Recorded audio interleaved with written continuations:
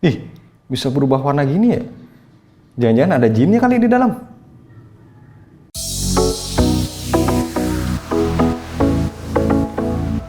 Asli, ini HP bener-bener absurd banget, beda dari yang lain. Secara ini adalah versi limited edition. Dari boxnya aja udah kelihatan keabsurdannya. Warna putih, ada garis hitam di pinggirannya, tapi garisnya ini nggak rata ya. Terus juga ada totol-totol hitamnya yang sama ya, nggak beraturan juga.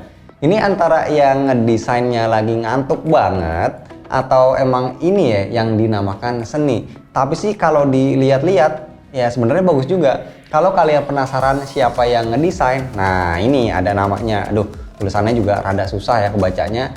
Namanya Joshua Fides.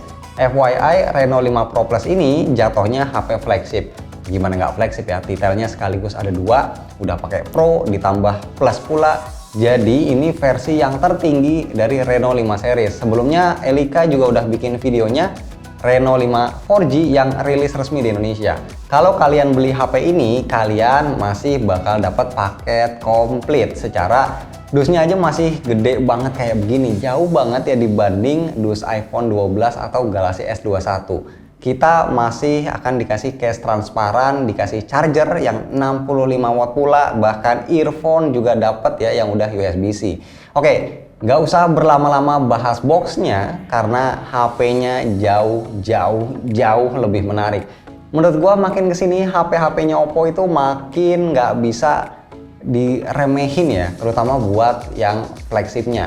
Cuma perlu dicatat juga kalau sebenarnya Reno 5 Pro Plus bukan flagship tertingginya Oppo, karena yang paling tingginya itu ada di seri Find X yang belum nongol sekarang. Makanya nggak heran ya kalau Reno 5 Pro Plus ini masih pakai Snapdragon 865, sementara yang Find X3 nanti yang akan pakai Snapdragon 888. Tapi gimana pun juga HP ini sama sekali nggak bisa dipandang sebelah mata. Pertama, Snapdragon 865 itu masih kenceng banget. Kedua, kapasitasnya juga tinggi ya. Ini RAM-nya 12GB, storage-nya 256GB, UFS 3.1. Cuma sayangnya Oppo nggak nyediain slot micro SD. Gua demen banget megang HP ini ya karena nggak terlalu gede dan tipis juga. Ukuran layarnya 6,55 inci, kualitasnya termasuk Yahoo ya karena udah pakai AMOLED, resolusi udah Full HD+, dan brightness-nya juga udah lumayan banget, nyampe 1100 nits. Maksimalnya. Ya, refresh rate-nya 90 Hz udah cukup lah daripada cuma 60 Hz. Tapi sebenarnya sih emang bodinya yang bikin Reno 5 Pro Plus tuh beda dari flagship lain. Soalnya beratnya cuma 184 gram, tebalnya cuma 8 mm. Sementara kalau HP-HP flagship brand lain itu rata-rata udah di atas 200 gram semua. Terus dengan bodi yang relatif tipis kayak gini, baterainya ternyata masih bisa dijejelin 4500 mAh. Menurut gua baterai asal udah di atas 4000 itu udah termasuk aman. Apalagi kan HP ini ngecasnya udah 65 watt. Jadi kalaupun memang cepet habis ya tinggal colok aja bentaran. Dan sebagai sebuah HP bertajuk flagship, Reno 5 Pro Plus punya fitur-fitur lengkap. NFC udah pasti ada, sensornya udah pasti lengkap, speaker stereo. FYI untuk yang versi limited edition ini cuma dijual terbatas di China aja. Gua termasuk hoki bisa nyobain. Nah, biar bisa kasih unjuk juga nih ke kalian gimana uniknya HP ini. Nah, karena HP ini juga dijualin cuma di China, makanya nggak ada Play Store, tapi bisa install sendiri. OS-nya udah Android 11, pakai ColorOS 11 yang tampilannya udah caem. Makin kesini makin minimalis, makin clean. Tetap nyediain fitur kustomisasi yang lengkap. Oke, kalau udah urusan kamera mungkin ini bagian gue nih ya. Jadi gue sebenarnya excited banget sama smartphone ini, Oppo yang terbaru, karena menggunakan sensor IMX766 itu terbaru dari Sony. Oppo sama Sony ini dikenal lengket banget ya. Hampir selalu nih Oppo mendapatkan sensor-sensornya Sony yang paling tinggi yang masuk ke lini flagshipnya. Contohnya seperti Find X2 Pro yang mendapatkan IMX 689. Sebenarnya sensor ini nggak lebih besar daripada IMX 889. Ukuran sensornya sama pixel size-nya itu nggak lebih gede dari IMX 689. Tapi ukuran resolusinya itu lebih besar, 50 megapiksel. Nah, selain itu ada lensa ultrawide-nya yang 16 megapiksel, ada juga lensa tele, dedicated tele 13 megapiksel, dan yang terakhir itu lensa makro 2 megapiksel. Oke, gue mau langsung tes aja, nyari-nyari foto sekeliling komplek. Yuk.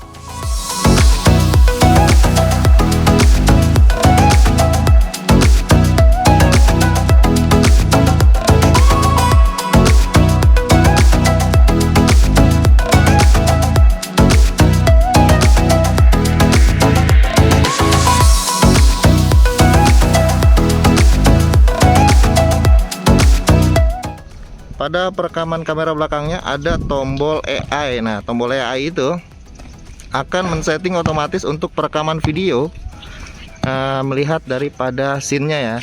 Jadi sepertinya ini langsung otomatis menjadi HDR mode dan tentu aja dengan stabilisasi yang lebih baik.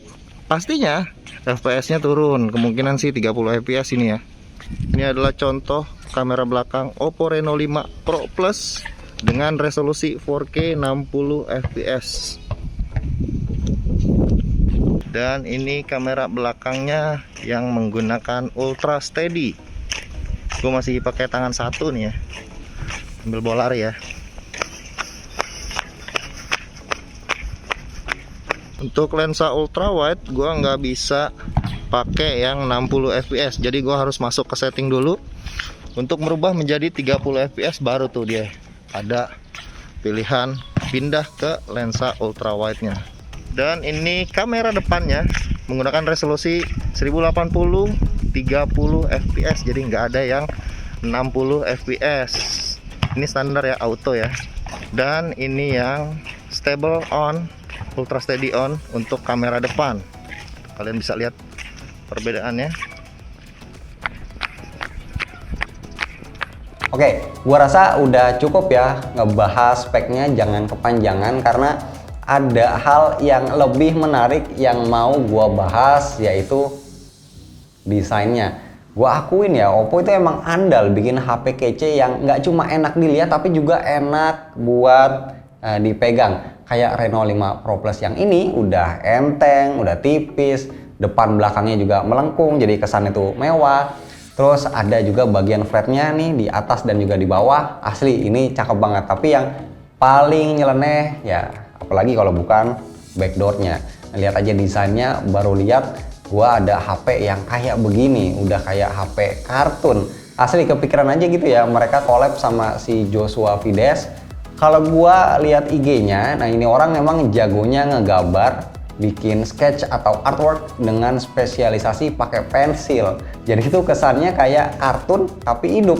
Dan kunci keabsurdan, keanehan atau keajaiban di HP ini adalah warna backdoornya yang bisa berubah. Ternyata ini bukan karena ada jin di dalamnya, tapi karena bodinya terbuat dari smart glass atau istilahnya electrochromic glass. Nah itu kaca model begini emang bisa berubah-berubah, sifatnya dinamis, bisa berubah opacity-nya atau bahkan bisa berubah warna.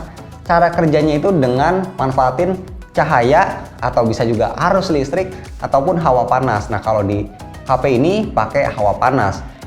Kalau HP lagi idle alias suhu normal butuh waktu ya sekitar 7 detik lah buat full ganti warna. Tapi kalau HP-nya lagi dingin banget, misal di ruangan AC, ganti warnanya itu bisa jadi lebih lama lagi, bisa 10 detik. Dan kalau lagi hangat dipakai main game, waktunya jadi lebih cepat. Ya mungkin bisa sekitar 5 detik. Warnanya sendiri ada dua, bisa silver, bisa biru. Dua-duanya menurut gue ini sama-sama keren. Dan ini jelas jauh lebih keren dibanding kebanyakan HP yang bisa berubah warna dengan efek gradasi ya. Kalau kayak gini-gini doang sih itu udah biasa lah. Oppo sendiri bilang kalau proses ganti-ganti warnanya ini bisa sampai 30.000 kali.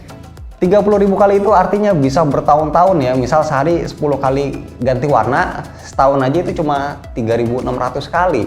Berarti bisa hampir 10 tahun. Itu sih bisa-bisa ya udah keburu rusak atau lemot duluan HP-nya. Karena yang namanya HP Android jarang dipakai sampai 5 tahun lebih. Nah emang ada-ada aja ya si brand China kalau bikin inovasi itu nemu aja yang unik-unik.